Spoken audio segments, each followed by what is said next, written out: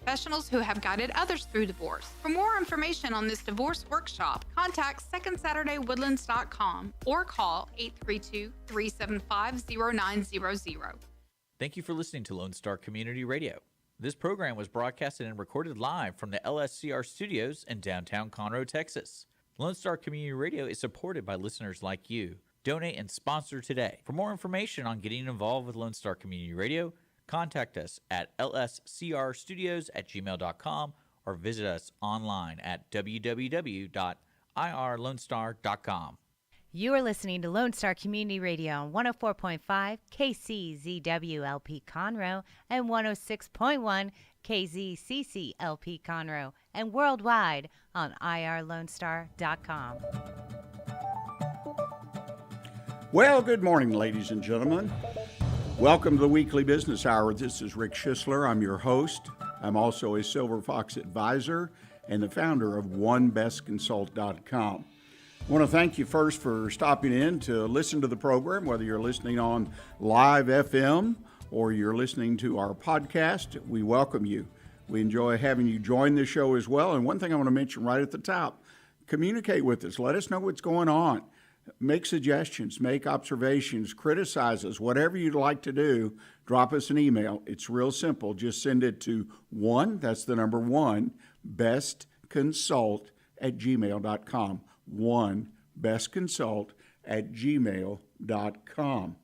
Well, my first question or thought for the day, I was thinking about this yesterday when I was preparing for this show, and one of the things I think that gets lost in the shuffle, particularly when there's all kinds of things going on in the world, and our world particularly, right now, talks of recession, inflation, very real situation in our businesses and making very important, sometimes very tough decisions on direction to go, etc., is creative. It seems that our creative thought just kind of gets pushed out. There's not time to be creative. And I want to encourage you, do some creative thinking from time to time. I mean, what have you done today? Just think about what you've done today prior to listening to the show that was creative. In other words, came up with another idea of how to gain new customers, something we're going to be talking about later in the show, or how to solve an issue with getting your deliveries made, or hiring additional folks, big issue. Being creative is so important in coming up with solutions for real problems. So don't just lock out the creative part of your life and say, I don't have time for that. I don't have time to sit back for a moment or take a walk and think about important issues or an issue in my business, because obviously this is going to be have a negative impact on your business, your inability to really problem solve or come up with new ideas of how to gain new customers. So kick back and take some time to think creatively. You know, the Weekly Business Hour has been around quite a long time. We're here in Montgomery County. In particular, we're broadcasting live today from the studios of Lone Star Community Radio, located in downtown Conroe, on Live FM, on Conroe FM, here in downtown Conroe at the City Hall building. We're also out there on a number of social media sites, podcast sites, for those that want to listen later on. So if you have you're in the right place if you have a need to answer a question in your business and you want to tap in, if you will, to our creative thinking. We're here. It just takes that email. I answer these questions. In fact, we have what we call a mailbag question today. Pretty darn good question, too. Somewhat general, but a good question, and particularly in the times we're currently in. We also want to get you involved in the conversation. We bring on experts, we bring on entrepreneurs, people who have made their businesses work. They share what they did right, what they didn't do right. Hopefully you can avoid the same mistakes, but become part of the conversation. In the end, our goal is to help you make a real difference in your business by listening and making sense of what we're doing here on the Weekly Business Hour. Reminder to you that if you'd like to watch as well as listen, we're live right now on YouTube, Facebook. Just go to those particular medias, look for the Weekly Business Hour page, and then click on it, and you can watch as well as listen to today's program. We have a very special business guest today, Mr. Mel Kleiman. Mel's the president of Humetrics. I have personally known Mel for 30, 40 years. I was a client or represented a company I was with as a client of Mel. He is a specialist, could be one of the foremost authorities in the entire country about screening as part of your pre-employment process as well as your employment process. The use of various kinds of testing, some of it psychological, some of it not, so that you can design a process so you hire the best employee you can find for a position. The right fit for employees is my opinion, one of the keys to success of any business. Right now, difficult to find people, but when you find someone, make sure it's the right person. So Mel's going to walk us through some of the processes and some of the impact that this low unemployment environment's having, and educate us a little bit about using pre-employment testing. So I hope you'll listen to his entire conversation. He and I visited a few weeks ago and saved it for today's program. So right now, my encouragement, push back, grab a pad, a pen, your computer, and get ready to take notes as we listen to our conversation with Mr. Mel Kleiman.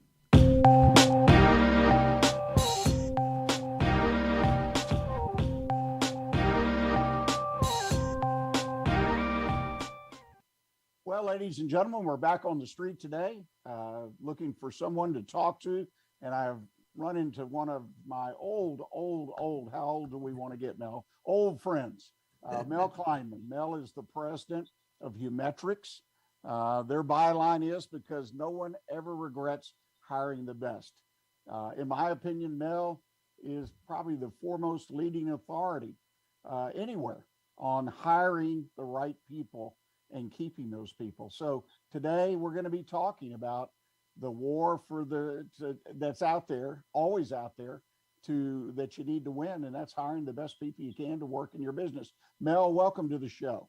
Rick, thanks you, and it's exciting to be here. I just looking forward to talking to you and hopefully sharing some ideas and messages that can help everybody win this literally war for workers today. It used to be a battle. But it's now become a war because we're literally fighting it on a number of fronts. You know, it's not only a front of today of not a finding, and today it's not even a word of finding, it's attracting. It's a war for attracting talent. And then you've got another battle in once you attract them, is how do you make sure you get the right ones? Because in many cases, I talk about the fact the applicants are better than you are at interviewing because they get more practice. And then thirdly, once you get past that point of hiring them, what are you going to do now to keep them? I mean, we've got this, what they call the Great Resignation. I did a webinar just back in February, and I asked a question about how many people in the last year have either gone looking for a job, had a job coming for them, have taken a new job, are going to go get a new job, have turned down an interview, or have turned down a job, etc. Out of that audience, 96% of them were involved someplace in the interviewing and hiring process. Wow. That is just crazy. You know, it feels like one of those situations where you're getting it at both ends if you're an employer. The pool of labor is shrunk, we're told, every month. And the quality, obviously, is when you shrink that whole pool. In fact, I believe the pool of labor based on percentages in a lot of places, when you get down to 3%, 3.5%, 4% unemployment, my father used to tell me that you're getting down to where you're down to the bottom. You got people. You might have Rick. You're past the bottom. Yeah, I mean, your numbers, your odds, the opportunity. It's difficult. What do you see as far as where we are currently, as far as just the pure pool of available labor?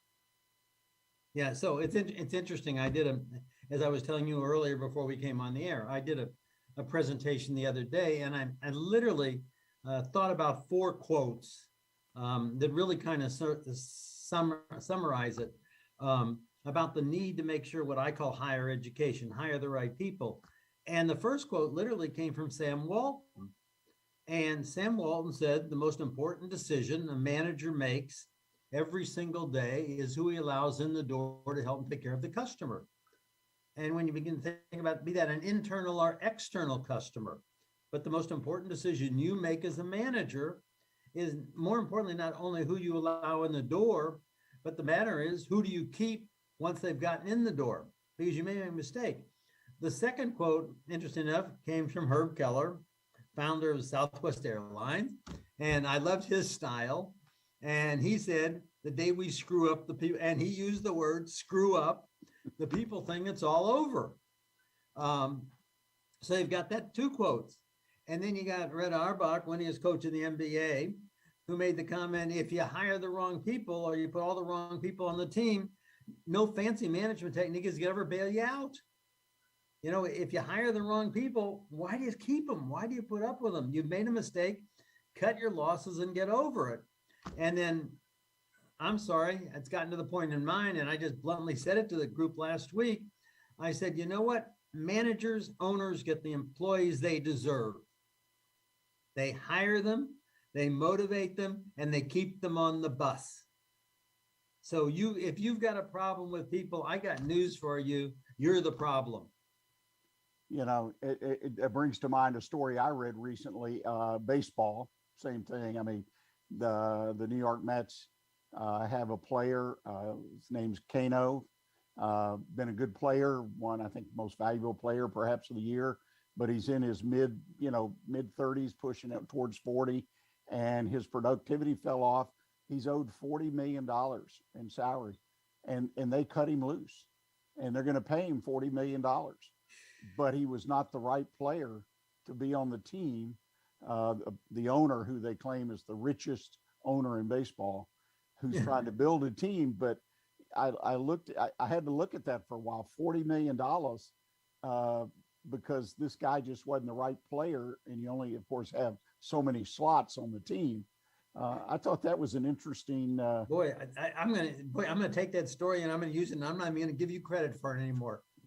But the fact of the matter is, that person is, first of all, I am sure he spent a lot of time trying to make that get his return on the investment. He just didn't cut the person because that person, he had a lot invested in him.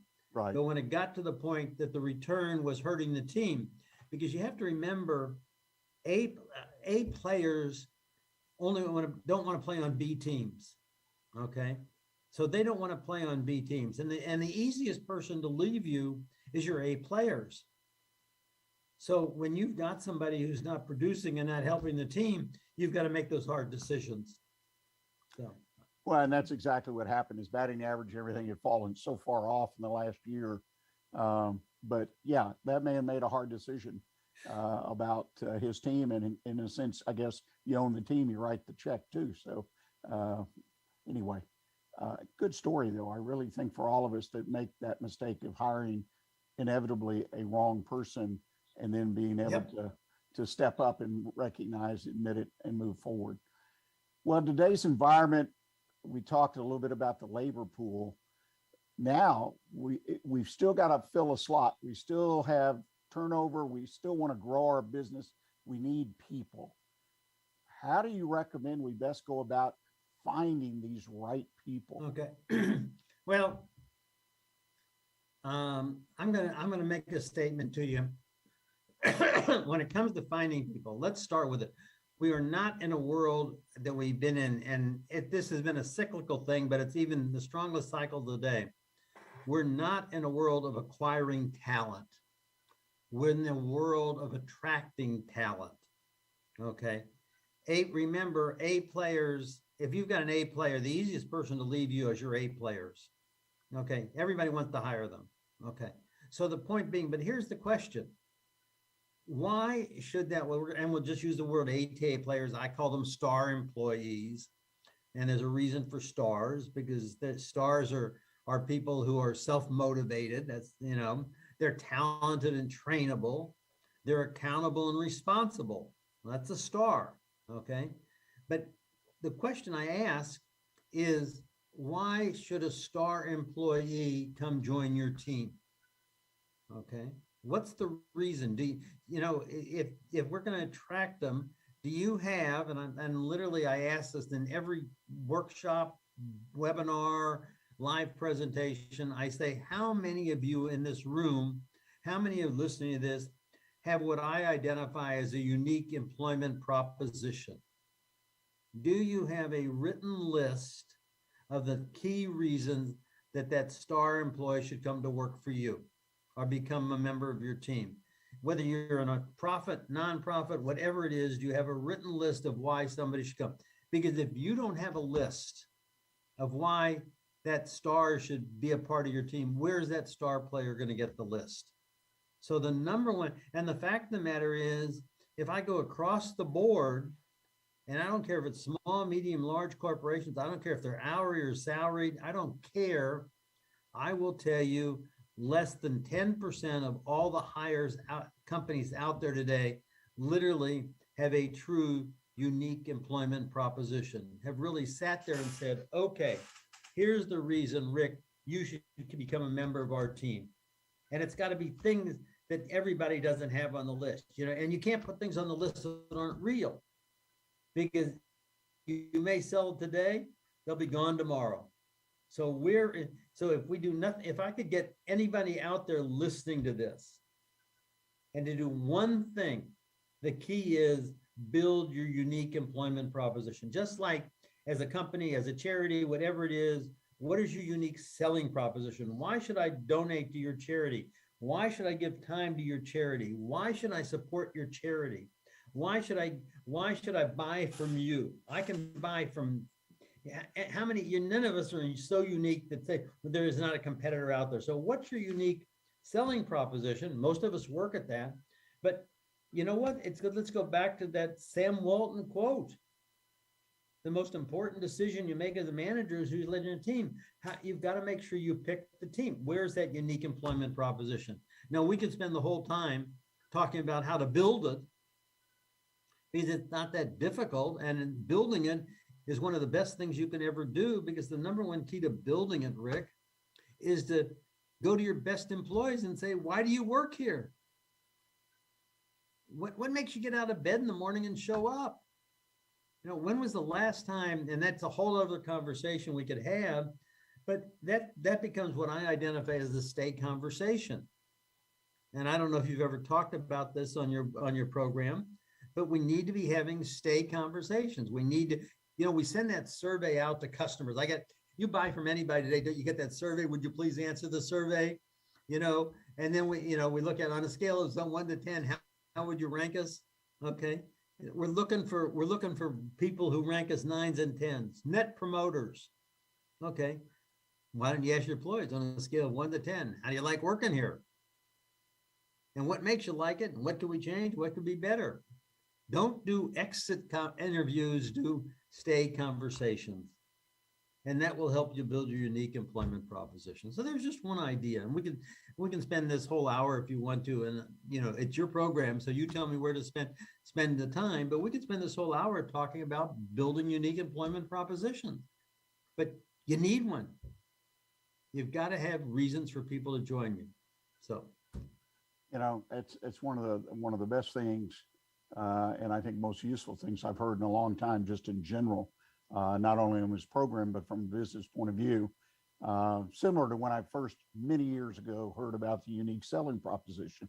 But the self-reflection alone on the owner or the manager to think, why are these people really working here? Why do they stay here? That's just fantastic. And I agree.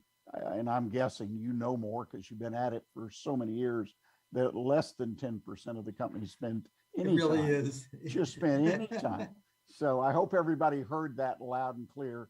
Well, Mel, we cover the unique proposition of getting people to stay. That nugget alone to me is worth the price of admission.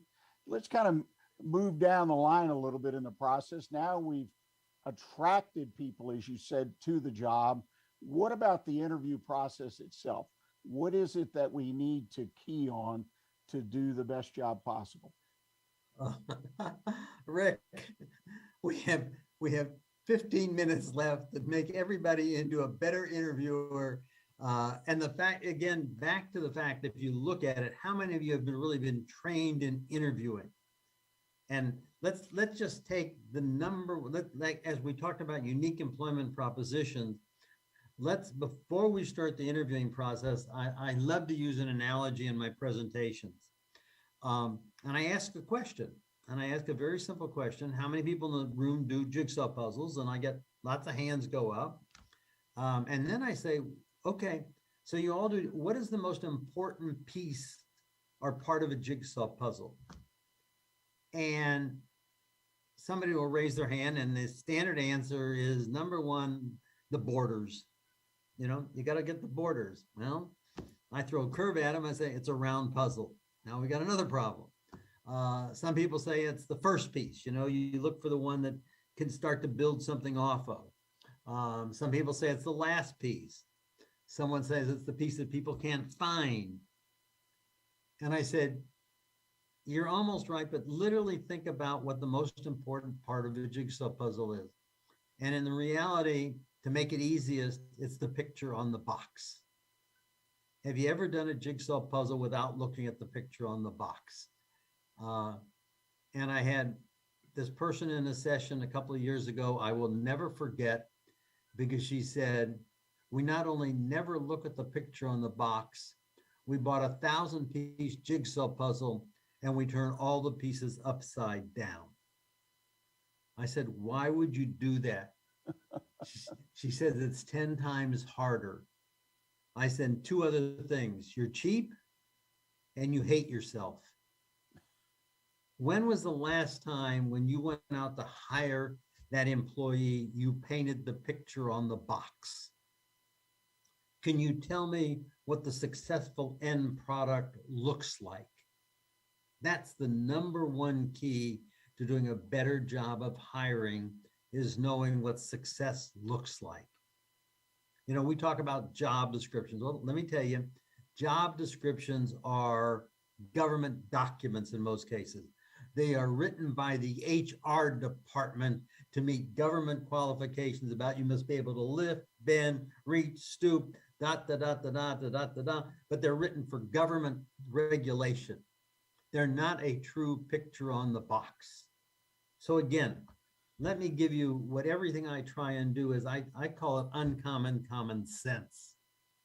Okay, let's look at what you need a picture on the box. Let's change, this is not for government issue, but let's change the picture. You have hired a new employee. I don't care what the job is. I don't care if it's a fast food clerk. I don't care if it's a new HR executive. I don't care if it's a new sales manager, salesperson. I don't care what the job is, a new vice president of operation, a new CEO. You have hired this person. It is a year down the road and they have hit a home run. They have more than met, they exceeded expectation. So what I need you to do is I need you to write that letter of recognition telling me what that person did and how they did it to hit that home run. When you write that letter of recognition, you're nominating him for the Employee of the Year award, you have now given me a true picture of what success in that job looks like. And it has nothing to do with the fact they had a college degree. It had nothing to do with 90% of the things that are on that job description. But it says, this is what they did and this is how they did it. Because we hire for the wrong thing. Most of us hire for skill. We hire people for what they know. We fire them for who they are. So what I could do, again, is we could expand this into an entire webinar, or whatever we want to call the podcast. We could expand this in just looking at that. But that, again, we talked about your unique employment proposition to win. Secondly, you need a unique job description to win the battle. What did the person do? How did they do it? And if you build that, we'll begin to find that you're not talking about skill. In fact, as an exercise, if I had you and I said to you, okay, think about the best employee you have working for you. and give me one word that describes them. 99% I would never get a skill word. I'd get a word like dependable, reliable, conscientious, team player, does whatever he has to do, does whatever she needs to do, works well with others. I will tell you 90% of what I get is attitudes and beliefs. They have a positive work attitude. They hold themselves accountable. They take responsibility. So we need to know what we're looking for to go out and interview. That's the number one mistake when it happens, interviewing. Once you do that, we can build simple questions. Literally, great interviewing is not difficult. It really isn't if you have the right questions and know how to ask them, but more importantly, not how to ask them, but what does a great answer look like? Let me just give you one example. This is my number one, Rick, and I'm not even going to ask you to role play, but I could. It'd be a great role play. Most people, somewhere in the first part of the interview, and I could talk about that mistake too, but most people in the first part of the interview start the interview and say, Rick, would you tell me a little bit about what you've been doing? Tell me a little bit about your last job. That's the standard question. It's the wrong question. Everybody's got a canned answer for what they're now doing. Everybody's got a canned answer for their last job. Let's reverse the question and say, tell me about the very first thing you ever did to earn money. And I said I wouldn't, but I'm going to. Rick, literally, what was the very first thing you ever did to earn money? Yeah, and the question is your first paying job. That's number one on my list, by the way, and I'm sure I learned it from you some years ago. Yes. Yeah. So what was your very first? My very first job would have been on working on the line, packaging shirts. I was about 8 years old. How old? But I grew up in a family business, so. That's okay. But what was the first thing so it was working on the line, folding shirts? What? Okay. Right, How old were you? Boxing shirts. How old were you? 8 years old. 8? Are you serious? Child Very labor. Well, it was called summer camp. And I loved what were the most important? Here's you are, 8 or 9 years old. What were the most important things you learned at that 8 or 9 year old young kid doing that? Teamwork, because it was a line. There were multiple people. There was a conveyor belt. Things are moving. You had to have teamwork, keep the line moving, keep everything organized, keep the orders together. You learned about that. Yeah, I learned a lot about people's personalities because the people on the line were talking all the time to each other, whether it was about personal things or the weather or, the orders. They just had a way of doing it. So I learned about efficiency, how you do certain things a certain way. It's better, it's more efficient. So always had a problem with that tape machine. In those days, tape wasn't self-adhesive. You had to run it through a machine that put water on it. And I always had it all wound up because you tape the boxes, right? So a lot of little things like that. But mainly I learned about people and their personalities and the differences, and learned about good people and some people maybe that weren't so good. I probably learned more, or the people listening to this probably learned more about you in the last 3 minutes than most people ever learn in an interview. Nobody lies to the question about the first job. What was your first job? Oh, I can remember. What'd you learn? I hated it. What was my first job? You talk about this. I always remember one guy in a session. I said, what was your first job? And his first job, he was a little older than you. He was 13. He got a job working in a Chinese restaurant, and he wasn't Chinese. And he said, okay, what was your job? He says, washing dishes. Oh, okay. I said, what did you learn? He said, the number one thing I learned, and I'll never forget his answer. He said, wet rice is heavy. And I laughed, and he had a sense of humor. But I said, what did you learn? He said, what do you learn? I said, you learn to show up. You learn to do what you're told to do, and you do it the first time. Because if you don't show up and you don't do it, you don't have a job, and I needed a job. I said, why'd you need a job? You're 13 years old. And I'll never forget the answer. He said, my dad had died and there was no insurance. I had a younger brother and a younger sister, and I had to help my mom pay the bills. You know what? Sometimes you do whatever you have to do because it has to be done. And that's why I did it. And how long were you there? He said, I was there. I worked every weekend and every night after school. I was there until I was 16 years old. And I'll love the answer until I could get a real job. You want to hire him? I'd hire him any day of the week. And the fact of the matter is, I was doing this workshop for a chain restaurant group. He was 26 years old. He had put himself through college. He was not a restaurant manager. At 26, he was an area manager with 9 restaurants underneath him. He did whatever he had to do to get the job done. So we could spend this whole time talking about the interviewing question, but that's just one of the keys.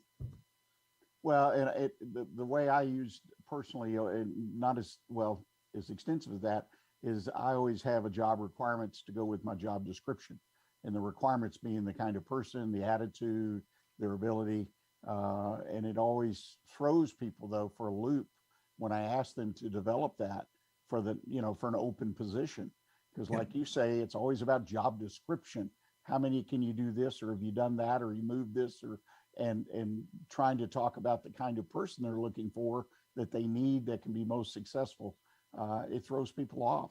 Well, we're running out of time, but I've got to ask you this. Another thing that's a phenomena that's happening right now that I think folks would be interested in, and is this ghosting, as it's become known, where you hire someone, they agree, Monday comes around 8:00 and they don't show up, they don't call you.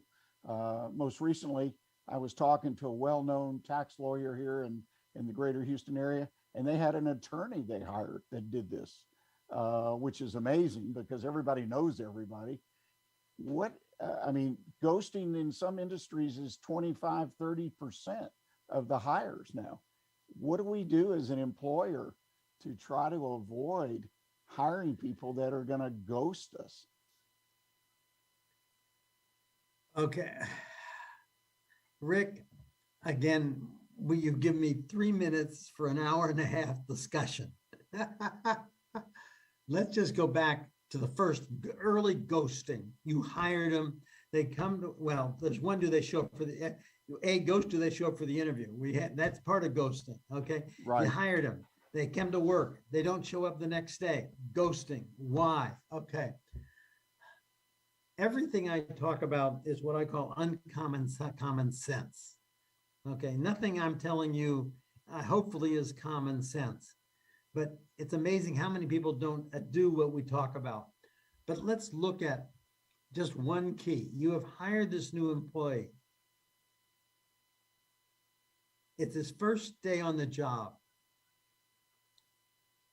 At the end of that day, or even during that day, he's going to talk to a number of different people, his friends, his partners, etc. At the end of the day, everybody's going to ask him one question. What is the question going to be? What are you going to ask? Your son took a new job. Your girlfriend took you talked to her. What's the question you're going to ask that person? How they enjoyed their day, how they did. How do you like it? Right. Okay, if that's the question, on the very first day, what does the answer need to be? Well, that could vary. It needs to be fabulous, terrific, unbelievable. I can't believe I was so lucky to get this job. Okay. How many of you make the first day the best day any new employee ever had? That's the question. That's interesting. Okay. Yeah. If you want to, you know what? We know what the question is going to be. And we could spend we could spend 3 hours just talking about how you make the first day the best day. I'm not even going to talk about that. I'm just going to talk about the last 15 minutes. You hire a new employee, Rick, it's the end of the first, at some point in time early in the day, in orientation, I say, Rick, before you go home as your manager, before you go home today, if I don't come see you 15 minutes before you leave, you come see me, because I want to know how the day went. That will cut ghosting to almost zero. Interesting. Somehow Very interesting. That will cut ghosting literally to almost zero. You would never let a customer walk out frustrated. But you know what? You didn't get that computer setup, didn't work that you set him up. You didn't have his computer set up correctly. Something else happened. You promised he was going to get some training. He didn't get the training. She didn't get the training. I can tell you horror stories after horror stories, not only at hourly, but professional. You know what? They got other options. You know, why would this, you know what, you can, if you know they're frustrated, you can say, Rick, I understand the challenges today. Let's work through these. Give me a couple of days. This will get, you remember, okay, let me go back to one quick one. Remember that day on the line, folding shirts? Okay.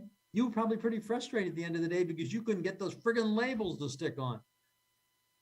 What would have happened if whoever you were working for that day said, hey, Rick, I understand the problem. And until it's going to take you about a week. But once you master this, it is going to be so easy. Just give it the week. Okay? Will you give it the week, Rick? Are you committed to giving me that week? Did I get a commitment? And then you've got a commitment from them. That's it has become really frustrating, Mel, as you can imagine, in dealing with people. And particularly the ones that don't even show up the first day. People, which to me says you've hired the wrong person if they don't show up the first day or contact you. I mean, just disappear. I mean, you made that offer to someone you shouldn't have made an offer to. But I can show you how, that may have been a great employee, but maybe you didn't make the offer the right way. Yeah. Let's save that for another time, because I'd love to have you back.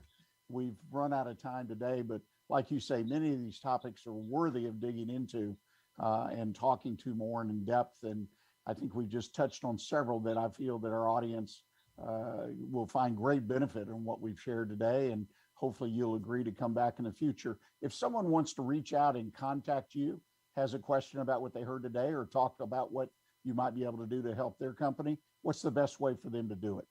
Okay, best way is you can go to my website, Humetrics.com. I don't know if there's an email, if you've got an email or contact information on, or we can put it on here. They can email me. They can pick up the phone and call me. Email is mkleiman, Kleiman, at Humetrics, Humetrics, humanmeasurement.com. You can call me, numbers on the website. I will be glad to help anybody I personally can. If you can't tell, I think I'm passionate about this. Absolutely. And you absolutely understand it better, again, than anyone I've ever come across in my life. So Mel, thanks so much for taking time to join us. Thanks for giving me the opportunity to share my message. And we look forward to having you again later in the year, hopefully, to talk about some of the other topics out there. Talk to you later. Bye. Take care. Bye-bye. Bye. OneBestConsult.com, a community of small business owners where you as an owner can find answers to the most pressing business questions you have. Not sure who to turn to when you have a challenge in your business? Turn to the folks at OneBestConsult.com.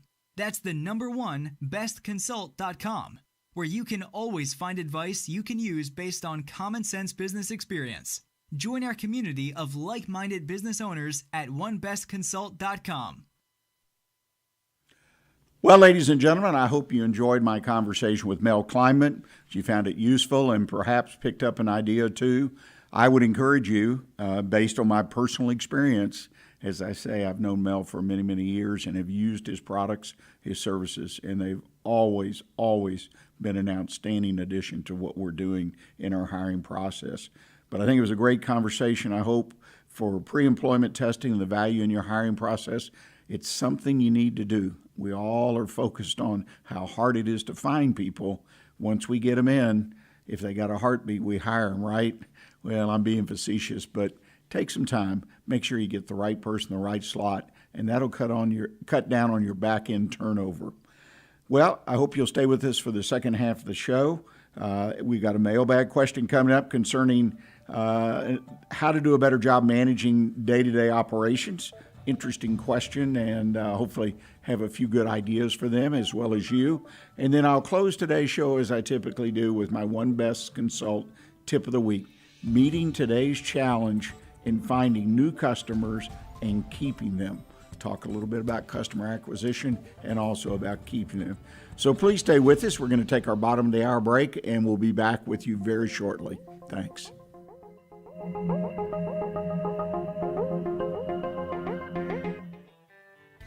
A Lone Star Community Radio is looking for those who are interested in hosting their own talk show, with monthly and weekly slots available on Conroe's FM 104.5, 106.1, and on irlonestar.com. Start your own podcast, create your first YouTube channel, and be on TV. Contact Lone Star Community Radio online at irlonestar.com or call the station message line at 936-647-3776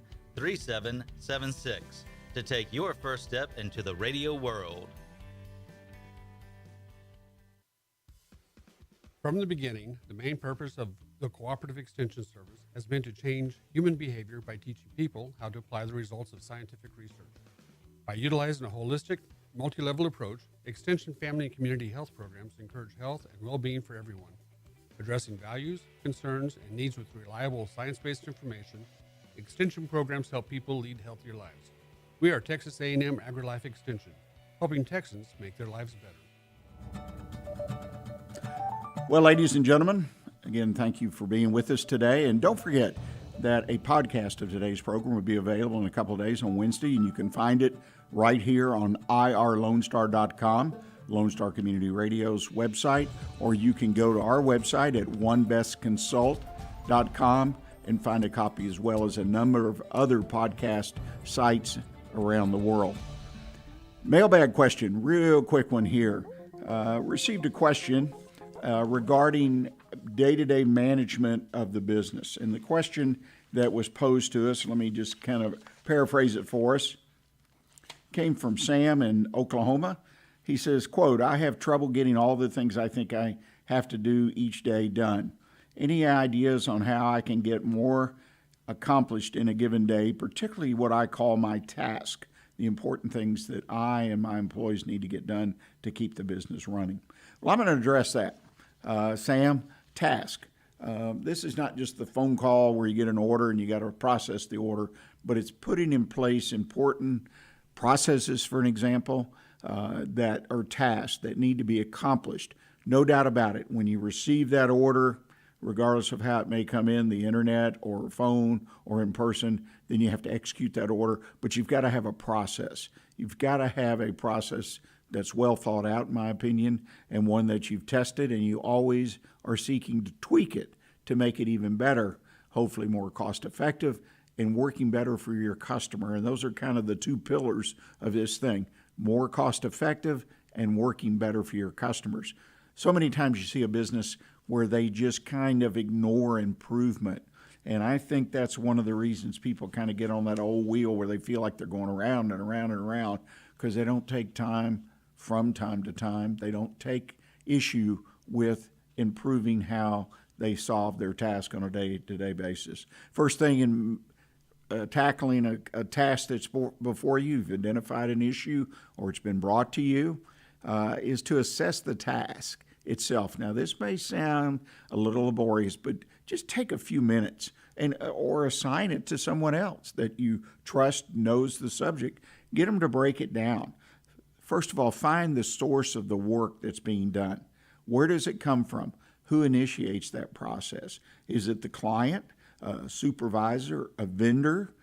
Find out where the source is, and then evaluate that process, if you will, for the specific task. Turn it inside out, upside down. Is it doing what it needs to do, and is it doing the very best it can do? This is where what I call tweaking comes in. And then decide is what's at the tail end, what are you going to do with the history or the inventory or the work product? Where are you going to store it? Okay? who's going to be responsible for this? Identify the people. Do the people have the skills, the qualifications, the motivation to do it? The second step, I believe, is you prioritize the task. We all have to prioritize. Now, prioritizing is, in this case, is not so much about a deadline, that I got to prioritize things to meet a deadline, but it's more about the importance of the particular task. So you've got to weigh all of those factors, the importance, the deadline, and then prioritize your task. Not just that it's due on Monday. You may have 10 other things that are much more important that need to be done. In some way, somehow, you may need to push Monday. And then finally, you need to delegate to the right people. This is where I see processes break down most often.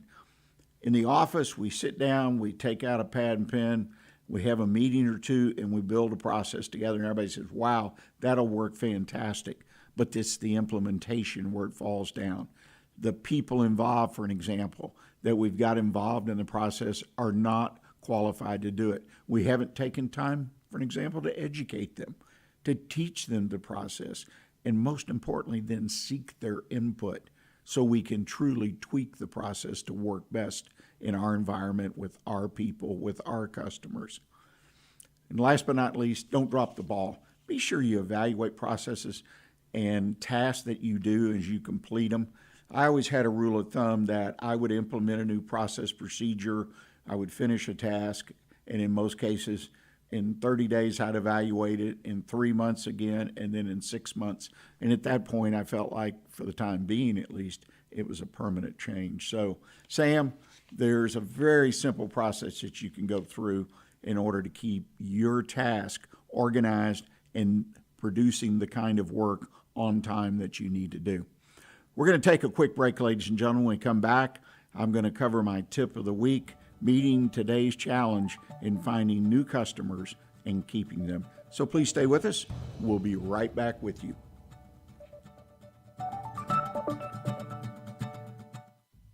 Lone Star Community Radio is ready for the summer. If you or anyone you know is looking for a summer internship, Lone Star Community Radio is a great place to learn the radio and TV business. Contact the station at info@irlonestar.com or call the station's message line at 936-647-3776.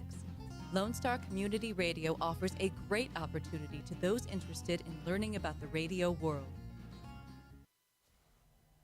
Hey, tune in to the Bridge Podcast TX Tuesdays at 11 a.m., where we are connecting commerce with community, interviewing business owners and leaders in the community, allowing the audience to peek behind the curtain of what inspires, motivates, drives these individuals to have meaningful, positive impact in this community. For more information about the show, log into irlonestar.com/TBPTX. Welcome back, ladies and gentlemen. Hope you've enjoyed today's show, and let me again remind you that if you missed part of the show or you want to re-listen, or perhaps you want to do me the honor of sharing it with someone, a podcast will be available after Wednesday of this week. It'll be posted on my website, on the radio station's website, also on a variety of other social media sites and podcast sites. If you ever have a comment or you have trouble finding it, just drop me an email, bestconsult@gmail.com, and we'll work quickly to connect you with the podcast so you can revisit the show or share it with someone. Well, one of the most important challenges for any business is acquiring customers, is finding new customers. And I'm not going to spend any time talking about marketing per se, or this advertising is better than that advertising, or should be in the newspaper, but no, online, digital, we've talked about that before, and I'm sure we'll continue to talk about it in the future. But what I'm going to talk about is a couple of things that I think are the basic ingredients or the basic items that you need to make sure you're doing. First of all, how are customers going to find you if they don't know where you are? Now, if you have a physical location, it's located on a busy street, then there are things you can do with signage, et cetera, et cetera. And again, we've talked about that. But what's really important, I believe, is we understand that acquisition of customers is a first step towards building a relationship, hopefully a long-term relationship. And let me give you a statistic that I read the other day.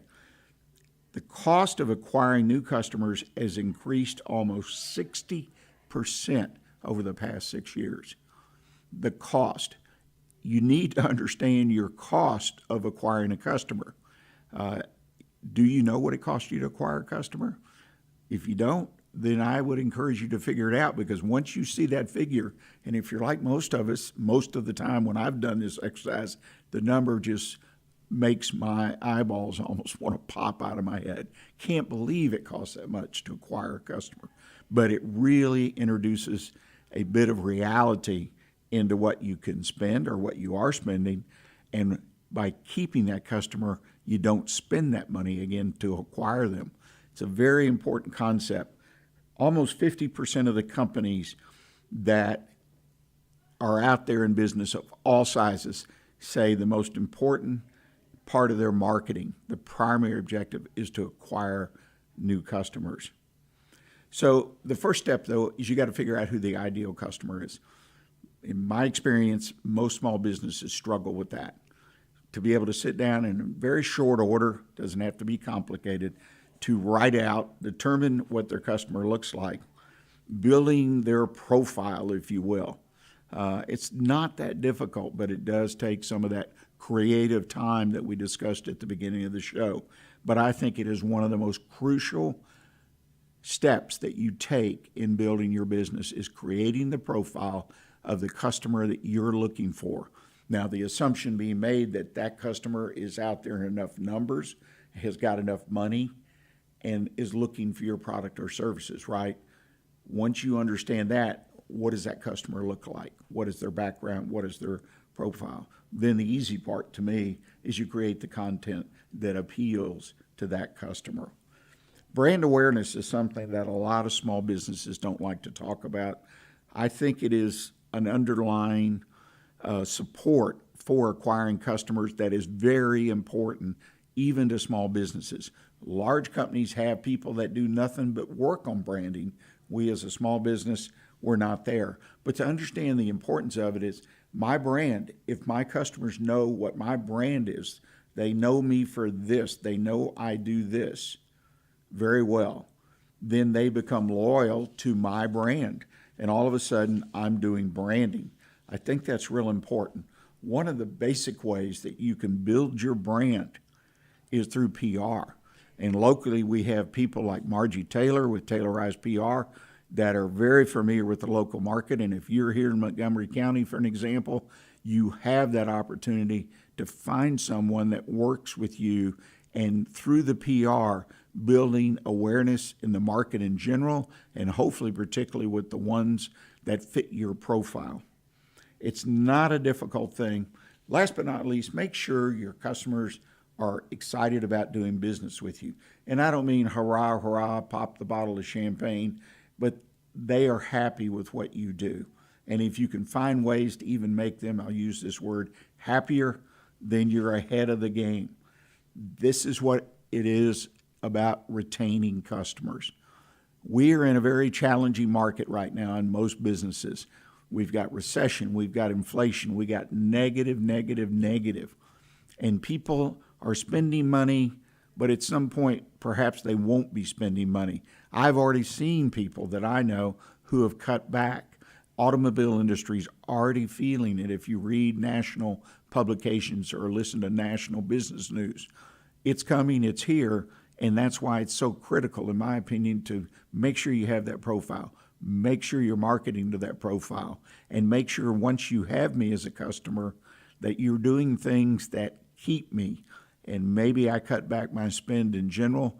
I don't spend as much money, but what I have, I will give you part or allocate part of my spending to you so that you can at least survive if, in fact, there is a recession and a downturn. So think about it. If you've got a question about this subject or any topic we talk about, please drop us an email. Again, onebestconsult@gmail.com. We answer those emails, even if they're personal to your business. Also enjoy receiving your comments. Constructive comments are always appreciated. because this show is all about you and doing business with you. Again, I want to thank Mel Kleiman for taking the time to share his wisdom and experience on how to make the right hire. If you'd like more information from Mel, then check out his website at Humetrics, Humetrics, Humetrics.com. A lot of good information right there on the website, also how to contact him. And please put a note on your calendar to join us again next week, Monday, 11 a.m., right here on Conroe FM. And until next week, do us a favor, do you a favor, me a favor, stay engaged this week, and always keep focus on what's important in your business. Thanks.